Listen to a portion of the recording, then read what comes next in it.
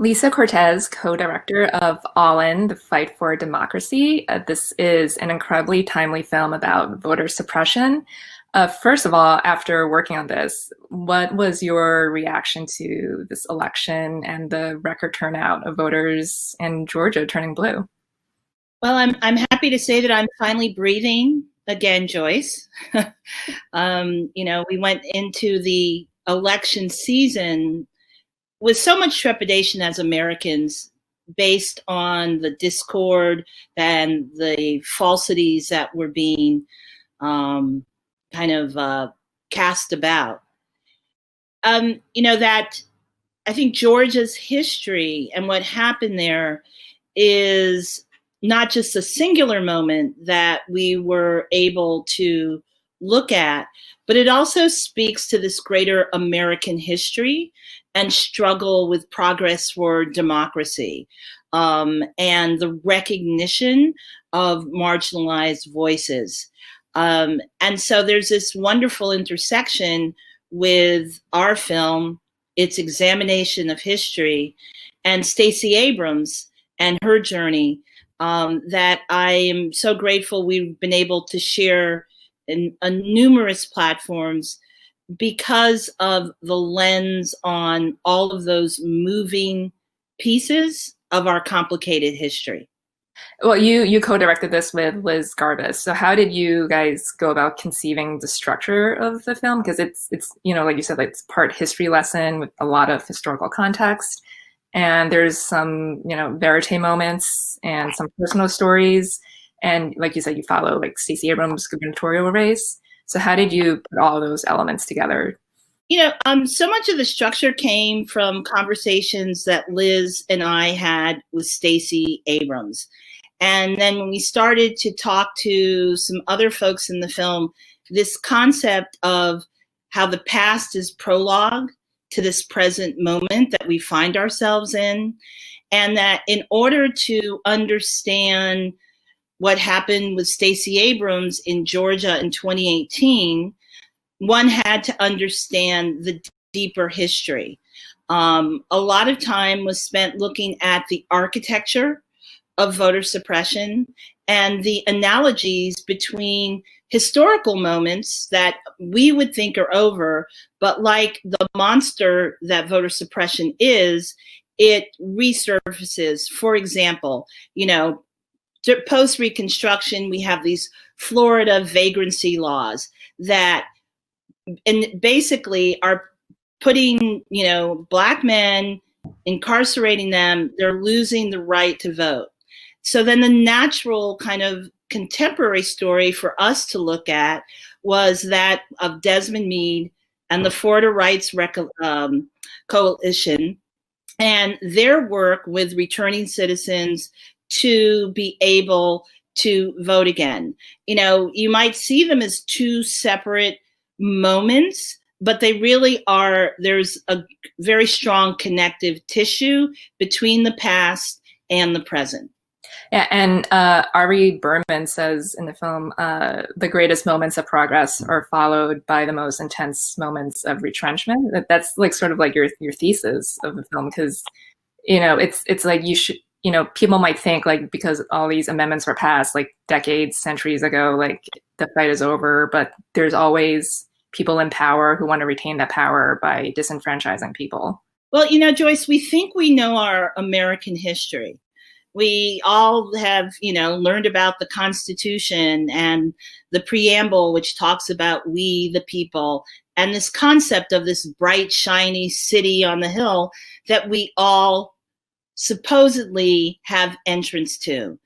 And, in keeping with what Ari said, history is not a flat line, and there is this push-pull that happens from the beginning when there's only 6% of Americans, white land-owning men who can vote, to the very slow progress that happens, with the 15th Amendment and then Reconstruction, but then the pushback with violence and intimidation and poll taxes, and then the progress of, the Voting Rights Act, but then the Voting Rights Act gets gutted in 2013.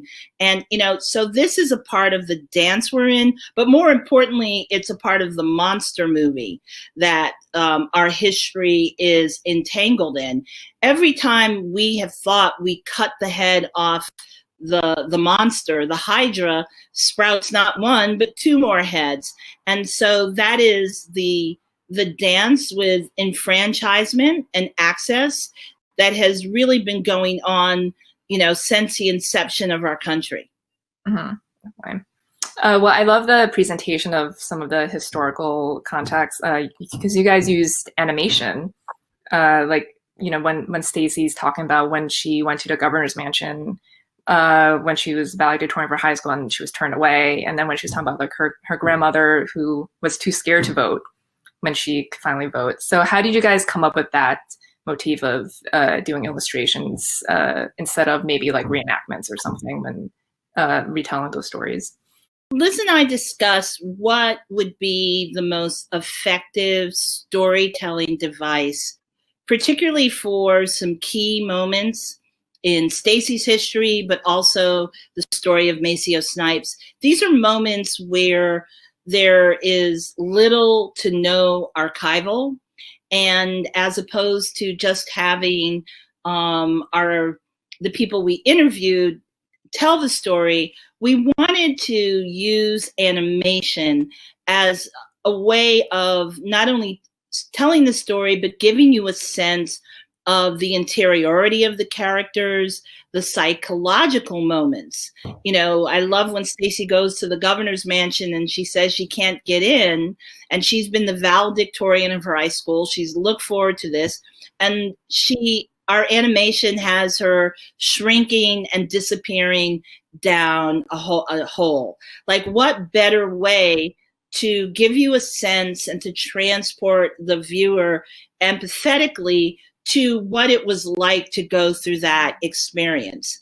And in the case of Maceo Snipes, we thought he was an incredible hero who a lot of people never heard of. And there's just one picture of him that exists. And we wanted to use his individual story as illustrative of so many people who, because they dared to vote, they lost their lives. And so animation took the place of, and it filled the spaces that we couldn't have done with archival because it didn't exist, and that we could obviously elevate the storytelling by the use of the images that Diana Ijaita, our illustrator, created and hand drew every single frame that we see. Yeah, it's a really great way of drawing people in, because I think you're in documentaries, you're so used to seeing like live action or archival footage, like you said, but that didn't exist. So, well, like so many doc subjects, this story is not over. And, we still have the Georgia runoffs in January. So do you have any plans of maybe doing a sequel to this or continuing covering this somehow? Or do you want to like maybe take a breather and see like down the line, like what happens next with our democracy? Well, as you said, this story is evergreen. This history is fixed, and hopefully, slow progress and the bending of the moral arc is going to be towards correcting this lack of access for many people. There's definitely elements with the film and stories that through social and other means that we are looking to lift in terms of the story and the history and how we can move forward based on the progress that has been made. Awesome. All right, Lisa. Well, that's all I have. Thank you so much for your time today. And we'll see you back here in a little bit. Thank you, Joyce. Thank you.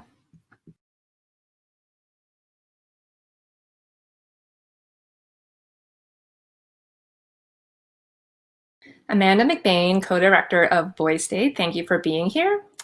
Boy State, the program, is sort of like a week-long summer camp for mock governance. So when did you and Jesse Moss first hear about Boy State?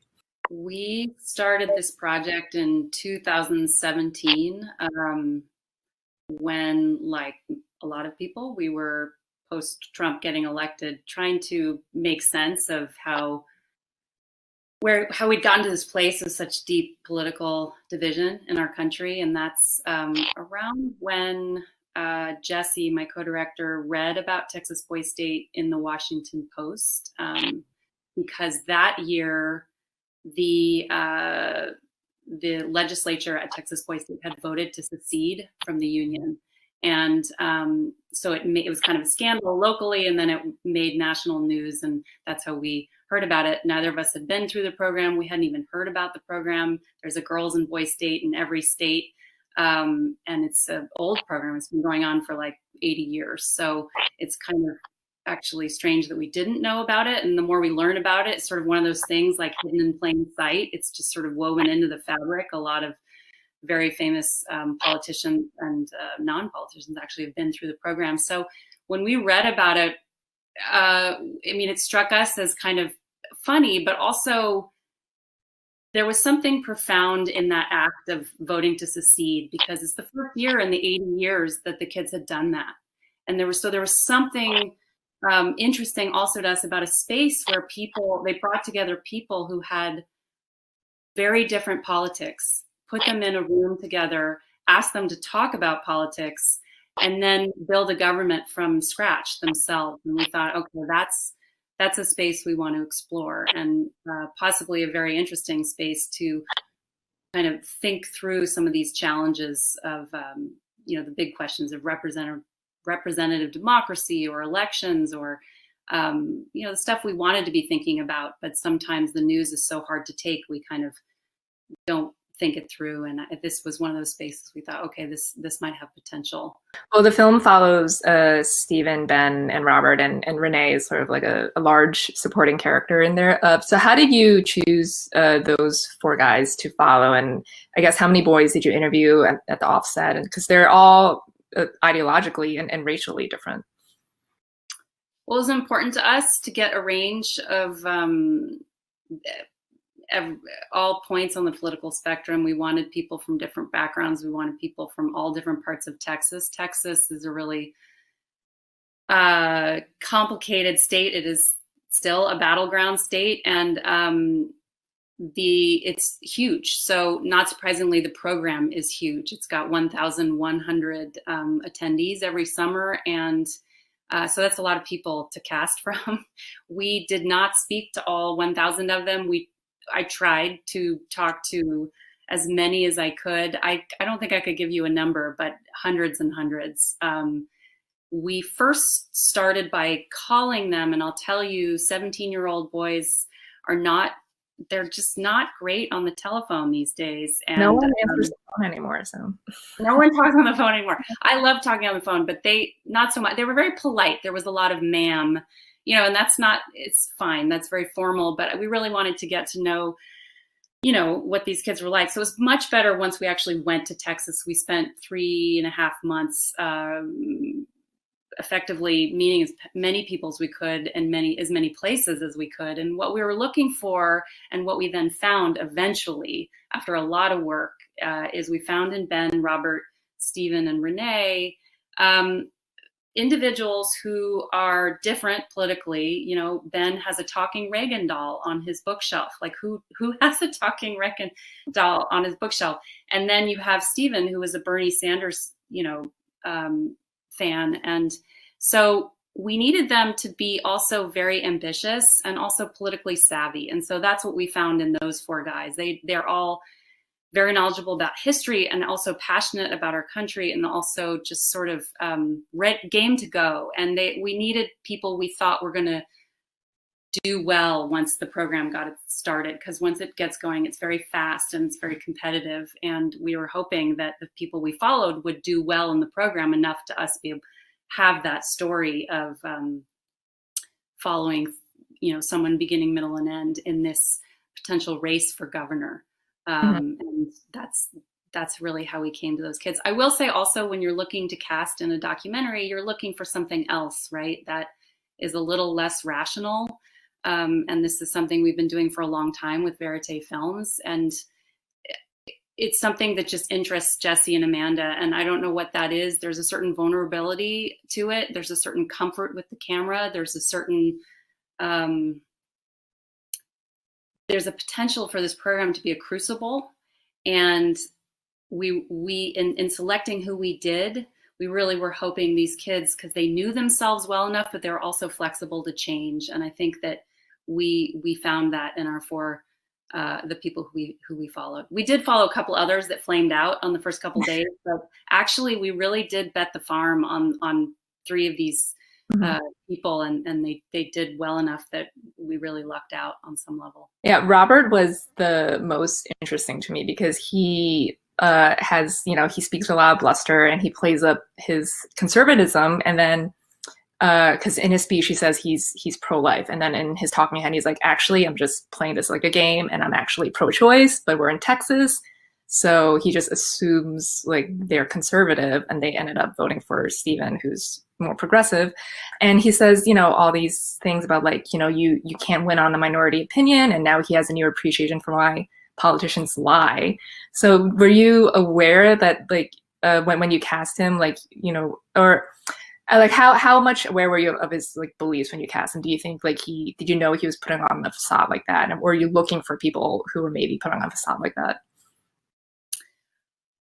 We did not know what Robert was how he was gonna go through the program. So that was a surprise to us as much as it is to you when you find out in the film.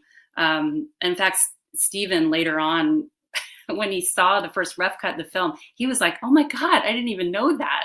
So I mean, there's a lot of, we did know that Robert had paged in the Senate already for a Republican. So we knew he had certain kind of moderate Republican views. That was kind of what we understood of him. And as much as in our casting process, we kind of had some archetypes in our mind. And I think anybody who makes a film about high school or politics, like you do have to work with a certain amount of those expectations people bring to watching your movie. Oh, I know that guy. He's the quarterback. He's the jock. He's going to do this and this and this. And then the joy, I think, in the kind of filmmaking we do, but also what happened in this film, is that those people then kind of subvert your expectations at almost every turn. So of course he ends up being more complicated. And actually I find the sort of moral awakening he goes through in our film kind of extraordinary, not only in its surprise, but also in how deeply it changed him, really, from walking into that program with a really cynical sense of politics, having viewed it personally as a page in the Senate. He had a lot of stories about how much kind of contempt there was in that space and how cynical he felt about that. And then going through this program really and seeing Stephen and his journey and that kind of North Star, it really revived in him a kind of hope that I felt also in watching Stephen's story. What do you think, like you said, this film is like a microcosm of the real world, and it's a great prism through which we could look at political division. But what do you think it says about this next generation of potential leaders? There's a certain amount of hope in the sense that you watch people like Renee and Stephen. We knew they were brilliant, but you never know how this majority white, majority conservative group is going to react to them. And I think the great joy is seeing how these two can kind of summon people's better selves, because that's what politics at its best can do, right? I do think there's no silver bullet in the sense of like, I don't think this generation is going to save us all. I think that part of what I've experienced this year in sharing this film with so many different people is kind of the intergenerational conversation it's provoked between everybody who's 11 years old, even some people younger, to people who were activists through the 60s, and kind of what is democracy? What are the problems? What are the intractable problems? What happens in this sort of tribalist space? We're really entrenched at this point. We see that in the election results. And what next? I think one thing that generation does have that is special and different from what my generation experienced is so many years of hyperpolarization have gone by, and this sort of fighting between the two parties that has resulted in an abdication of leadership in certain really important existential crises like climate crisis, gun violence, systemic racism. These are problems that do not get as much attention and sort of action as they need because we're so busy in this face-off. That is something they all are very powerfully feeling, and also they're all very activated. You see in so much activism that it's being run by people who are in high school and in college, and that's really exciting and makes me in that way very excited for our future. I will say we also saw a lot of really kind of really intense behavior at Boise State that is, a good counter to that hopeful feeling. They're still teenage boys, so there's still a lot of stuff. There's a lot of not listening. Mm-hmm. Well, finally, there's Girl State. Do you have any plans on making a Girl State, and which state would you think about going to? We are doing that pre-production right now, and it's not going to be in Texas, I'll tell you that. We are interested in a couple states that some are, the oldest states in the country, and some are less old. We haven't really decided which one because they're all a little different, which is partly because the states and the political dynamic in those states is different, but also because some of the programs are smaller. Some have a Supreme Court, for instance. It'd be interesting to have an all-female Supreme Court to film with. They're all a little different, so we'll see. I also don't know if the programs are going to happen next June, so that's right. The unknown. But that's okay. We'll get there. We'll get it done. I mean, I'll be fascinated. One of the great sort of unexpected, I should have imagined this, but in filming at Boise State, we had a real window into boyhood, and I'm very excited to kind of get that window into girlhood. Someday, though, I really hope these programs become people straight. Yeah. I mean, that has to happen. And, it's an old-fashioned program. It's working to move forward, but it has some work to do.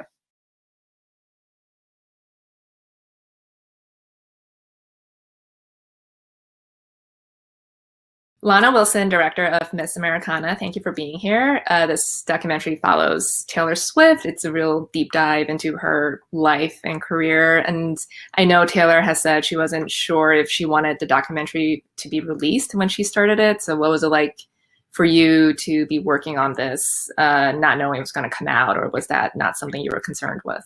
That was something I just never thought about, honestly. I felt really confident that we could make a great film. And from the beginning, I remember when I first met Taylor in person, we basically spent an evening together talking about what the film could be. She had a lot of questions for me about what my process was like, and I had a lot of questions for her about what was going on with her at the time. And basically what I saw was an iconic artist and a woman who so many people look up to around the world, who was going through a real transformational moment in their life and their career. Taylor had not done an interview in 3 years when we met. She had actually been in hiding because she'd experienced this big social media backlash where she'd gone from being America's sweetheart to being on the cover of a national magazine being called a liar in the course of a year. And she'd kind of shut herself away from the world and was trying to figure out, basically, how can I be an artist who's constantly putting themselves out there for public approval, for public judgment? How can I keep doing that and keep putting my music out there while protecting myself from all of the noise, all of the opinions, she was reevaluating her belief system and how she wanted to live. And so it was this incredible opportunity for me to come in and document what was happening. And I was particularly excited about this because even though at first I thought, okay, Taylor Swift is one of the biggest celebrities on earth, we could not be more different in some ways, it seems. I also felt that as a female artist also working in a male-dominated industry, I had a sense that we might have some experiences in common and that we might be able to connect in that way. And what I ended up seeing and what the film was ultimately totally focused on was exactly that, was looking at Taylor Swift through the prism of a feminist story about someone constantly combating systemic misogyny.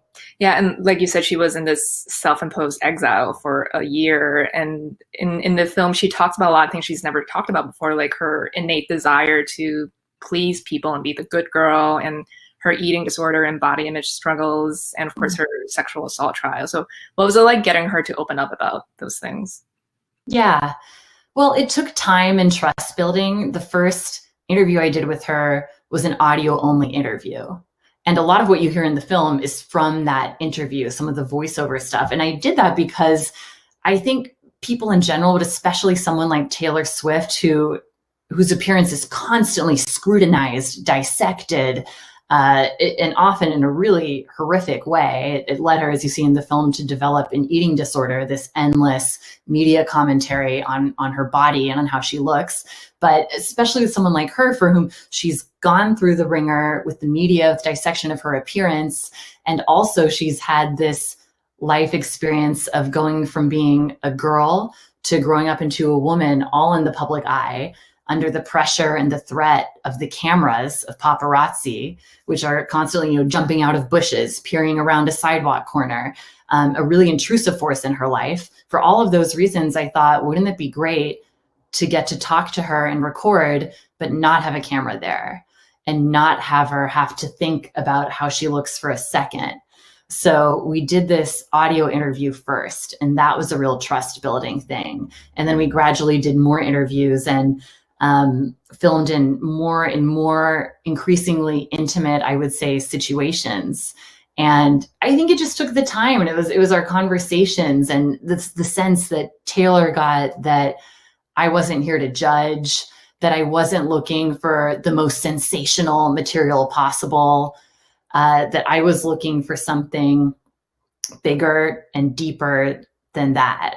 And I think it all culminated in a way, it might seem counterintuitive, but actually the hardest thing in the film to film was filming Taylor writing songs, filming in a studio with her, because for her, the studio is this happy place, this place where she's liberated from the judgment, the opinions, all the noise that she's constantly experiencing in the outside world. In the studio, she's kind of sequestered in this really beautiful way. And she's amazing at, just focusing in on the song, on the music, on the writing. And it was hard to be able to film there because I think she worried, understandably, what will it be like with the camera there? Will I be able to write songs in the same way? Will this impede my process in the one place that is, where I feel completely free, basically? So that also took a lot of time. And it started with me alone coming into the studio, just sitting still with the camera myself. Then me bringing in a cinematographer the next day, again, beginning just being completely still, and then slowly moving around, getting more angles, then bringing in a microphone, that kind of thing. So it was all a gradual process over time. Yeah, I don't think she's ever had, filmed her creative process like that before, like her songwriting from beginning to end. You could see her just come up with the lyrics and the melody on the piano and stuff. So it's very interesting. Well, one of the biggest moments in the film is when she decides to take a stand politically, specifically against Marsha Blackburn. And, there's this really powerful scene when she tells her dad and her team what she's going to do, and they're very much against it, and they're just kind of thinking about the bottom line. So how did you go about filming that? Was that another case of you just being in the background, like flying the wall? Because that moment didn't seem planned, I guess. It wasn't like she was going to do this. It wasn't planned. Yeah. Yeah, I mean, it is. I don't usually use the phrase fly on the wall because I think that, I'm present. I'm not invisible. I'm not like a fly on the wall. And I do know that, of course, having another person in the room and having a camera in the room does change things in ways I sometimes can't fathom. But I did feel like there was a level of trust that had been developed, and there's been enough time kind of spent, with Taylor and her family and her team to earn that trust. So yeah, that was an incredible thing to witness. It was, I think, the culmination of years and years of Taylor growing and evolving in all of these kinds of ways. In the film, it really comes out of her experience of this sexual assault trial, which was a traumatic experience in which she went through this trial that she did win after she was sexually assaulted. But despite the fact that she won, it was still humiliating and dehumanizing for her. And it was this incredible moment of gaining perspective for her, because she realized, even though I had 6 witnesses, I had photo as evidence, I had the best lawyers that money could buy. In other words, she was coming from a place of extraordinary privilege. Still, this trial was this traumatic to her. And this made her think about, what about all these other people who are in a much, much worse situation than me? And she kind of realized that she had this responsibility to act for others. So that was kind of the catalyst for her coming to this decision to speak out politically for the first time. And in that scene that you're talking about, I think it's powerful not only because of the politics, but also because she makes the decision to stand up to her father. And although her father loves her very much, and everyone in the room loves her very much, they're great people who have been supporting Taylor behind her for 15 years. It's a moment where she says, I hear your point of view. I understand where you're coming from, but I have to go my own way now. I have to do things differently. And in that, I saw this coming of age moment that I thought millions of people could relate to in their own lives in one way or another. We all have that moment where we're doing something that our parents don't want us to do, or we're having to make a hard decision that is not the easiest road to go down for ourselves personally. So once we had that scene in the can, it just felt so clear to me that this is the climax of the film, and everything else should be building to that. So at that point, the editing process became about, fundamentally, this is the story of a good girl deciding to speak out. And yes, it's a story of an artist with insecurities and struggles and challenges. And there's a lot of different roads you could go down. But once we had that scene, every scene that came before it had to kind of carefully build to it. And that was the whole trajectory of the film. Well, there are also some other full circle moments in a sense, because after the midterm results, she's down and her mom's like, it's okay, we'll just work harder for the next 2 years. And she goes and writes Only to Young, which is just used in a Biden ad. And then at the very end, she talks about how she wants to use her platform to speak out while she still has it, because she's like kind of preparing for the downturn, because she's like, there's a double standard against female acts. They're treated as disposable, and she's almost going to be 30. So, and then this summer she drops Folklore, which is the biggest album of the year now. So now, knowing what we know now, how do you look back on those 2 moments in the film? Yeah, that's a great question. Yeah, I mean, I do think this process that Taylor went through, as documented in the film, was the process of letting go of everyone else's expectations of you. And that's both, the pressure, the drive to achieve, to focus on applause, awards, the size of the crowds, all of those kind of markers of external validation that I think any artist can relate to, and that I actually think any person can relate to, now that we're all on social media getting thumbs up and thumbs down and tracking our validation in the eyes of other people all the time. So I do see her release of Folklore this summer as the culmination of this story of someone saying, ultimately, I can't control what other people think of me. I can only do what I believe. The other part you're talking about, where she's reflecting on how when you're a female artist and you turn 30 and you're in the music world, that is often a death sentence. And, she's had a 15-year career already, and she's only 30 now. And I can't think of any other female artist who has had longer than a 15-year career at her level at this point. There's only a few other people who are comparable. So she's kind of charting this new path that no one's ever gone down before. And I think in the film, you do see her becoming increasingly conscious of the limitations that society is placing on her because she's female. And as she becomes increasingly conscious of that stuff, she becomes increasingly angry in a way. And it does lead to this recognition in the end of all of these contradictions of, yes, I'm going to keep putting out work. I can't control what anyone thinks. If I try to please everyone and to make everyone like me, ultimately I'm going to hurt myself. So I did see the release of this album as a marker of the freedom she's found at this point. She's always going to have that platform. So she is. I hope so. I want to see her playing stadium shows in her 80s. Mm-hmm. That's what I would love to see, you know? Yeah.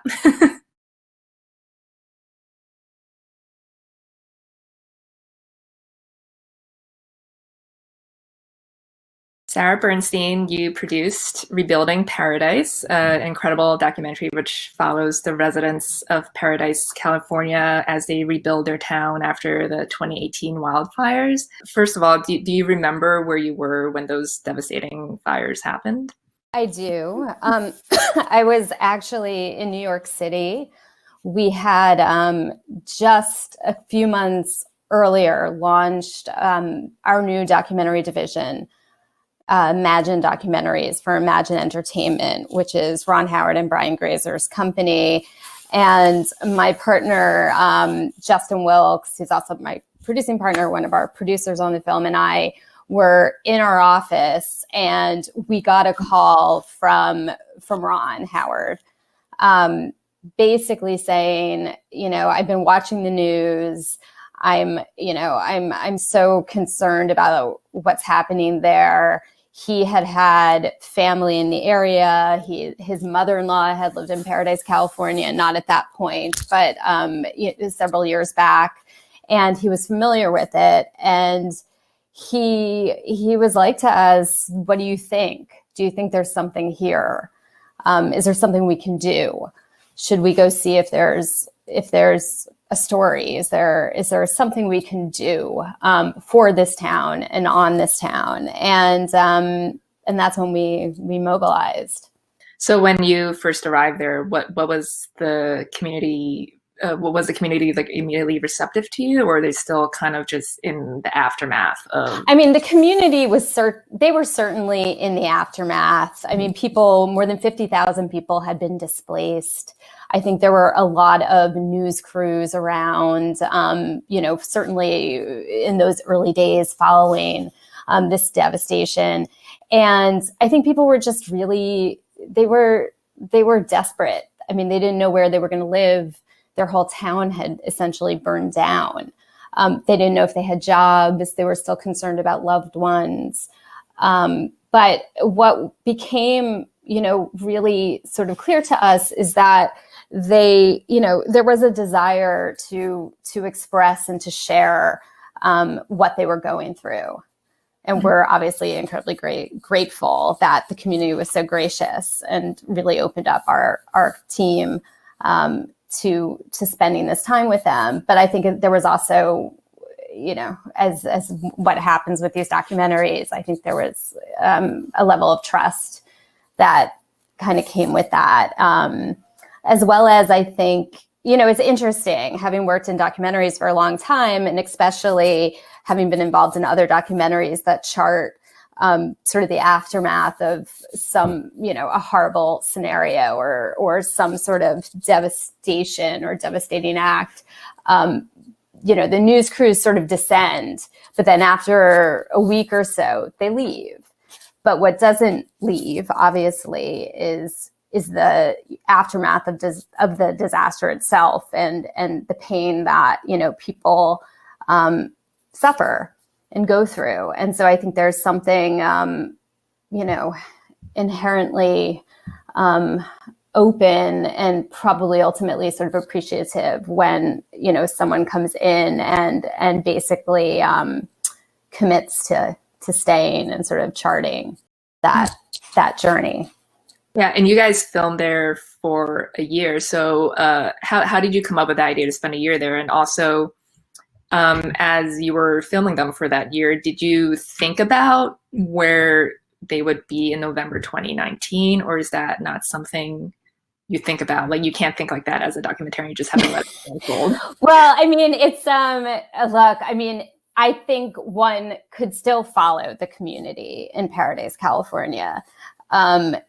I mean, clearly California, and certainly very close to Paradise, California, was devastated again by wildfires just this past summer and early fall season. So I think with all documentaries, particularly verite documentaries, you somehow have to draw a line, and you somehow have to say, what is that end point? Because especially with, this wonderful town and the subjects who so graciously opened their lives to us, you could spend so much more time with them than just a year. But I think for us, and certainly for Ron, I think a year in the aftermath became, it was a goalpost. It was a goalpost for the town to see what kind of recovery and what kind of rebuilding could actually happen within a year. And for us, I think it felt like a good natural point to end sort of the filming process, and to be able, like I said, to sort of really chart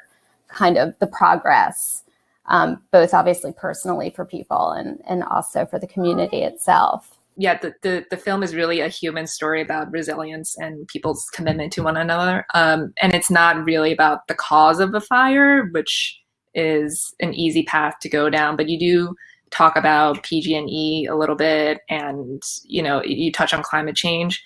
So how do you want to show those elements without diverting attention away from the people that the movie is about? Well, I mean, I think that this is what's for me, so appealing about verite filmmaking. And I think it's, it's obviously a common theme throughout this entire panel, it feels like, to a degree, is that, look, it was important to shine a light on these issues, right, that sort of come with this extended fire season. It used to be that fire season was 1 or 2 months during the year. Now it's almost year round in California, or certainly in that part of California.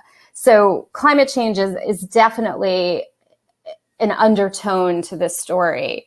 The PG&E settlement was important because that through line was definitely, it was important to the community.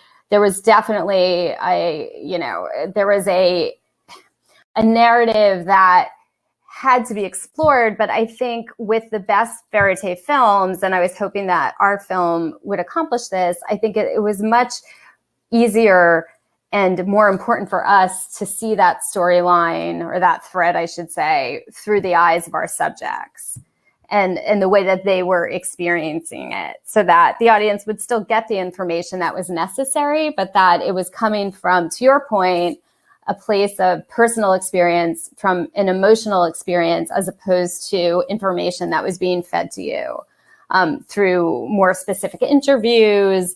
And to be honest, it wasn't really about pointing fingers. How did this happen? It was really about, this could happen, and this did happen. And to your point, how does a community face that?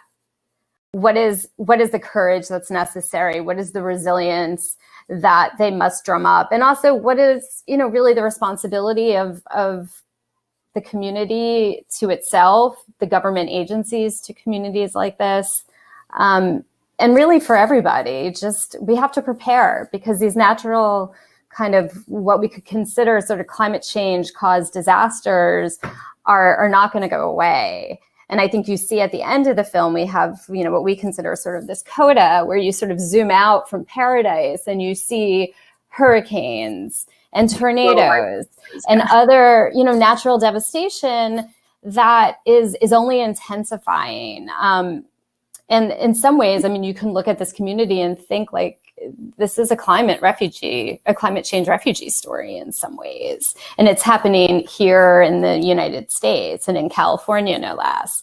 So I think this is a long-winded way of answering the question, but I think we were hoping, and certainly Ron was hoping, that that information would come across, but it would really come through our subjects' experiences first and foremost. Yeah, I really love the ending because you also start with like the students raising money for the victims in Alabama. So it was a nice way of pulling out to make it macro, and then you show all the other, places around the world. So did you guys always know you were going to end it like that? No, and we really, really struggled. And this was something, again, that Ron really went back and forth on, because it was really important for him that this film could demonstrate sort of what was happening globally, and that this wasn't just happening to one community. But clearly, the deeper and deeper we got into sort of the verite filmmaking and the idea that, okay, we really are just charting this one community over the course of a year, it didn't feel appropriate until we could close the chapter, so to speak, on the community itself. And to your point, certainly that scene with the kids sort of raising money and realizing that now they know, there's empathy there. They understand what it's like for a community or for another kid their age to lose their home, and that they want to do something about it. So it was the natural way, I think, to extend into that.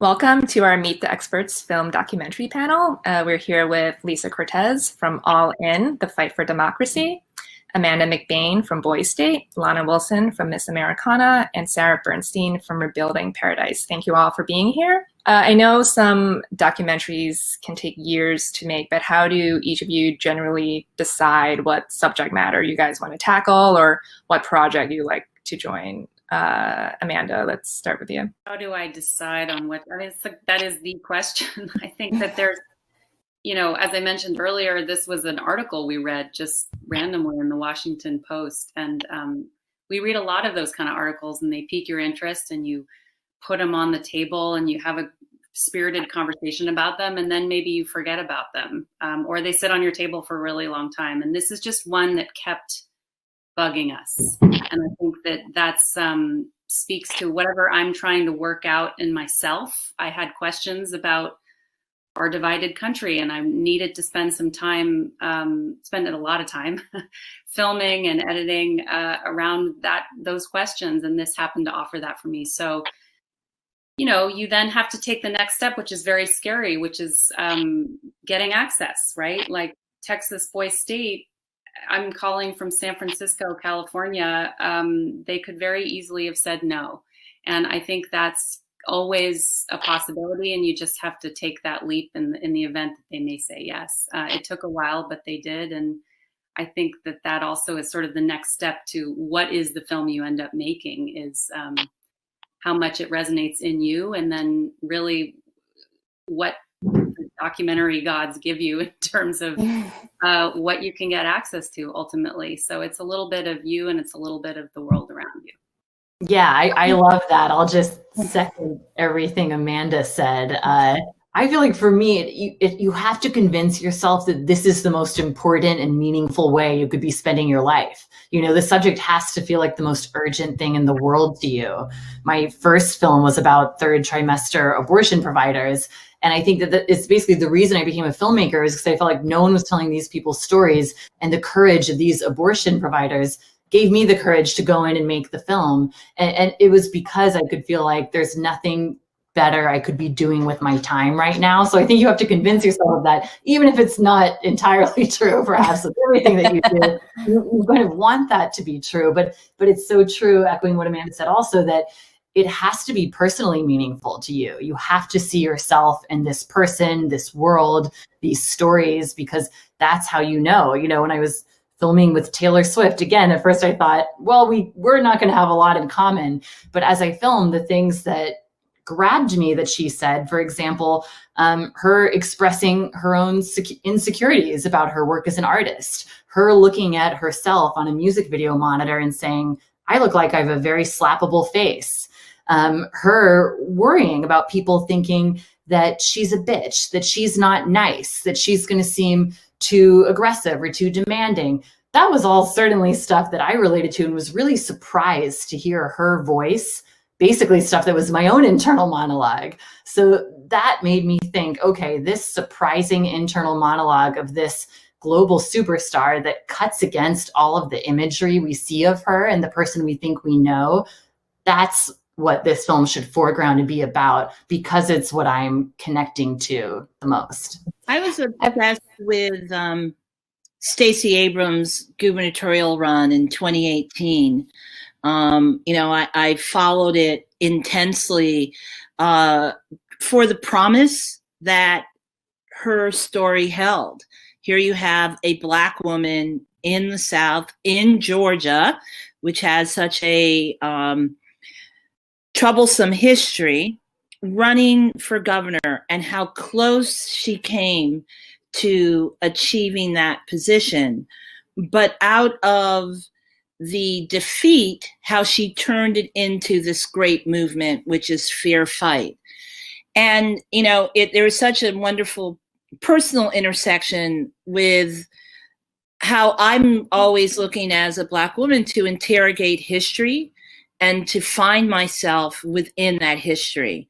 So in many ways, All In allowed me, one, to collaborate with Stacey and Liz Garbus, but also to continue this interesting personal interrogation about centering Black women's stories within our history in a way that we're not used to seeing. And it's a story that's transformative, that has deep roots, but it also offers a unique perspective on the history and what we thought our history was. And to build upon the work of my parents and grandparents and the sacrifices they made in the civil rights movement. It was like, whatever I have to do to get this project done.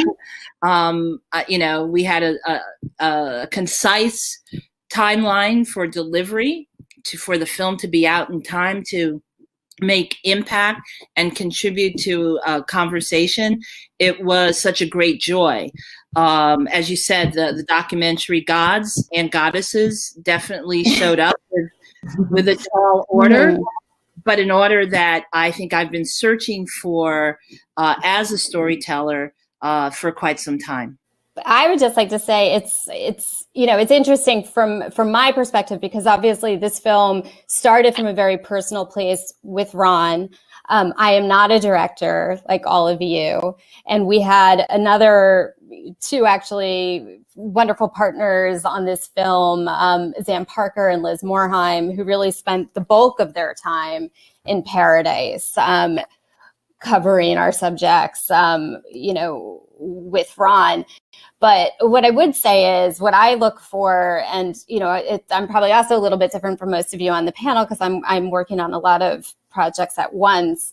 Although this one I was particularly very deep into as a producer. But I think for me, it's really about empathy, and especially with these verite films. And I think you're all, what you say about the documentary Gods is so true. Like you need the right people to sort of take you through the stories that we want to tell. But for me, I think it's really about, can we shine a light on how other people are living their lives or have to live their lives? And can you do it in a way that feels incredibly immersive, incredibly personal, and, in a way that can help, I think, contribute to change or to make somebody feel like, especially for us, like what we loved about the timing of Rebuilding Paradise coming out was that all of a sudden communities globally are feeling the effects of COVID, are feeling devastation, both personally and both as a community. So the idea that this film and, our wonderful subjects in the film can sort of help people hopefully find some resilience and some hope in their own lives right now, where, hopefully we're all feeling that a year from now, we're going to be through this, was particularly important to us. So I don't know, for me personally, it's about how will this project nudge the world? I know this depends on where you are sometimes, but how do you guys choose your one-on-one interview settings? Because Lisa, in All In, there's this like table motif, and like everyone's seated at a table, and Stacey Abrams looks like she's in this ornate library, and Amanda in Boys State, the boys are lounging on these large sofas. So how do you guys pick those spots? I guess Lisa, we can start with you. So all of our interviews were conducted on green screen. Oh, okay. So the table was placed there for grounding and for depth. And then our DP Tour, he actually then shot the plates afterwards. We looked at a couple of different locations that setting-wise and tonally we felt would work best for the voice that the characters and the voice and place that they spoke from. So Stacey, we placed her in the library from the Brooklyn Historical Society, which is epic and has beautiful tones, and it has all these volumes of books, and it's a space that speaks to intellectual power, but it also speaks to access. So that was why we placed her there. And then we had several other locations that we mixed and matched with our other contributors. Amanda, how do you guys pick those sofas? So we had the same DP. Torsten Tilo is a total genius. He's a technical wizard, but he's also a real poet, and we love collaborating with him. For the most part, this was a verite film, and the pure chaos of it was kind of the big risk. And it was, we had a certain amount of time to capture this movie, and so as any moment of control that we could create is something that we went all in on. And so that space that we created, not knowing even if we were going to be able to actually pluck these kids out of the fast-moving stream that they were in the event, but we created in a dorm, basically in the lounge area, a kind of safe and quiet space, so that with the idea that we could have a moment of reflection with these kids as they were going through the Boys Day program. And I'm really glad that we did, because actually I think the ratio of usable footage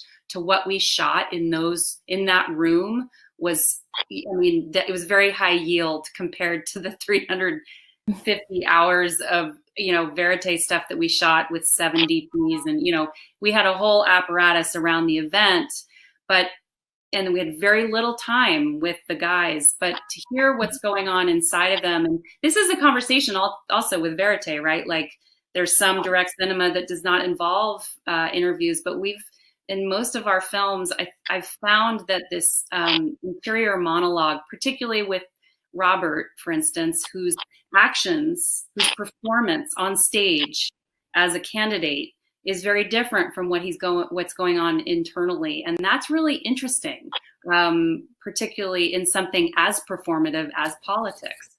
So we needed those conversations. And what we got in those moments, particularly as they got more and more tired through the week, was, I think, very powerful and really made our film, what it is. So I'm very thankful always, whenever I can talk about Torsten, I do, because he really made that space not only visual, but just it was a good, comfortable space that the kids felt like they could unburden themselves. So that was nice.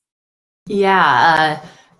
I think it's true that when you do an interview, you're kind of creating this psychological space visually through the lighting, the scale, what's in the room. And Lisa, I love how you describe the meaning of the Brooklyn Historical Society for Stacey Abrams. It's like there's so much that you're being told as a viewer by how you stage the interview, and you're entering inside the interview subject's head in a way. But then you also do need to think about, it so depends on the individual person, because sometimes you want to have a giant setup so that when people come in, they sit down and it's like, this is a big deal. You're going to reflect on your life now. You know, I've seen some people come in to a huge setup with lots of cameras and lights. They sit down and they almost immediately get emotional or start to cry even before the interview begins. And that's because of what that kind of setup might indicate to them.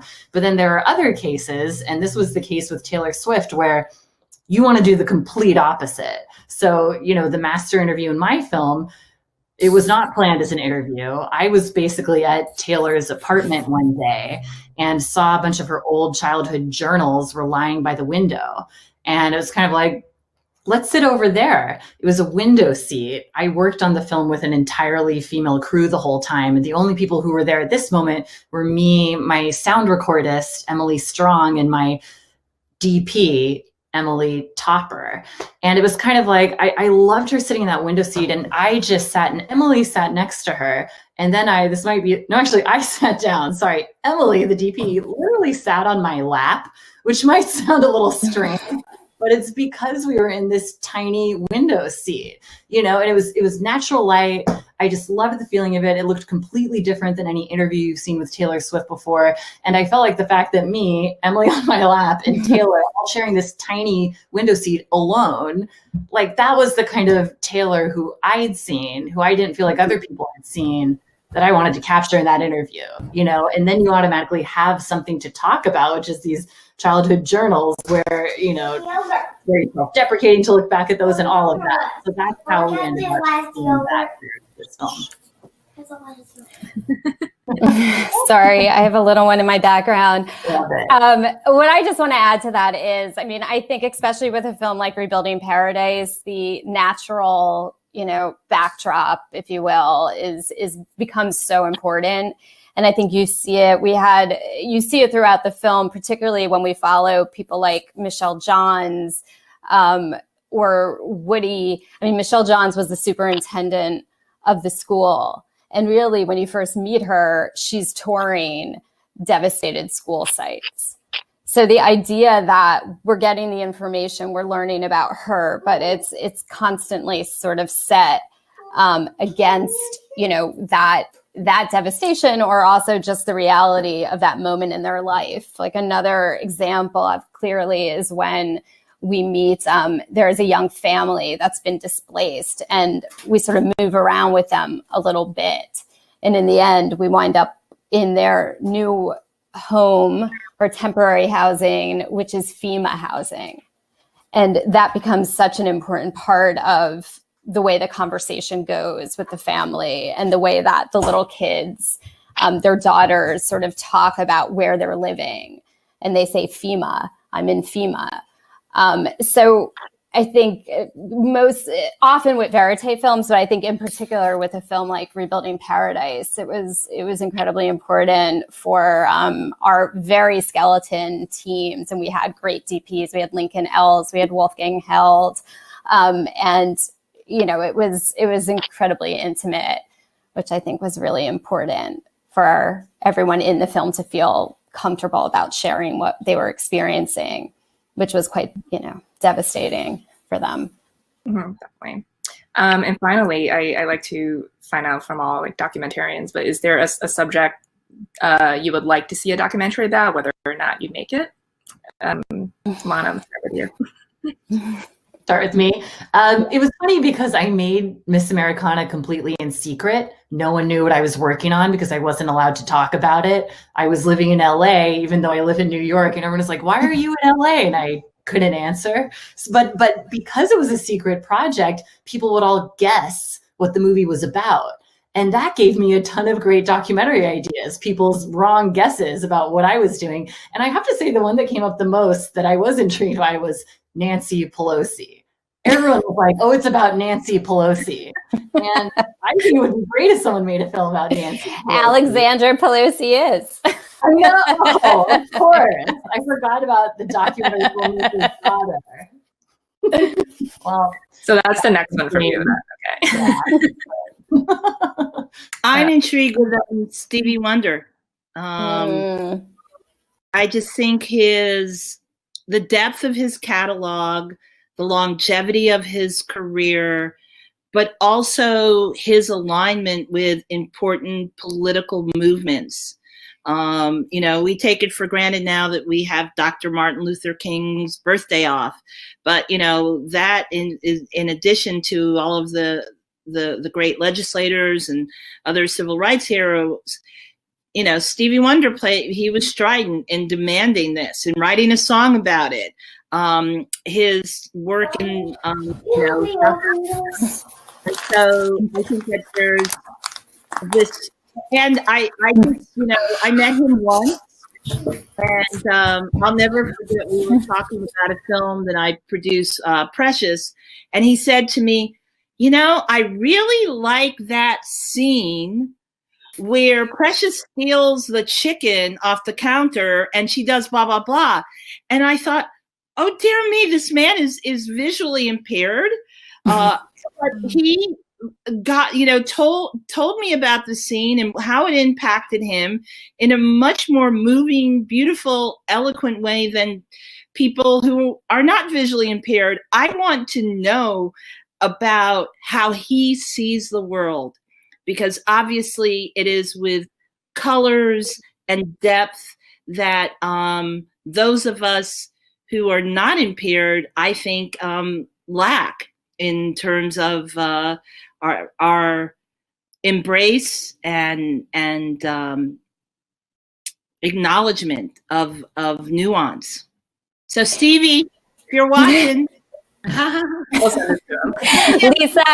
I just want to say I will make that film with you. Sarah? And we will probably finance it. So let's talk about it. I love that. We just brokered a deal here, so. Amanda, how about you?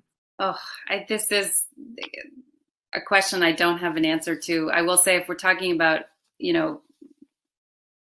famous people that I really hope somebody is, it seems to me that Dolly Parton needs the biggest, boldest film ever made about her, and I'm sure somebody's doing it, or she's doing it herself. I think she's one of those people who, in all the films that we've made and like all the sort of out there places we've gone, everybody agrees on Dolly Parton, and I think that's something really interesting about her. I think there was a great podcast about her, so maybe that's already happened, but I don't know. There's so many films out there to make, but I sort of feel like every time I finish one, I'm like, that's it. We've done it. There's no more films I can think of ever making again. That's what happened after The Overnighters. Was sort of, some films take a big soul tax, right? Like you just deplete it at the end of it and you think, no more verite films. But then we went and made Boy State, and I think, give us a moment, we'll catch our breath, and then hopefully find another article and get fired up again. Awesome. All right, guys. Well, that's all I have. Thank you so much for your time. It was great speaking with you today. And Sarah, you could get back to your kids now. Sorry. Thank you so much. Thank you. Thank you for inviting me. It was a pleasure to be with these incredible panelists. I'm such a fan of all of your work. So thank you, Joyce, for bringing us together. Of course. Yeah. Thank you so much. Yeah. All of your films are amazing. So everyone should watch them. I feel exactly the same way. It's such an honor to be with you all and to see you virtually. This was great. And I'm really excited about the Stevie Wonder film now. I know, me too. So in a few years, we'll have both of you back for this.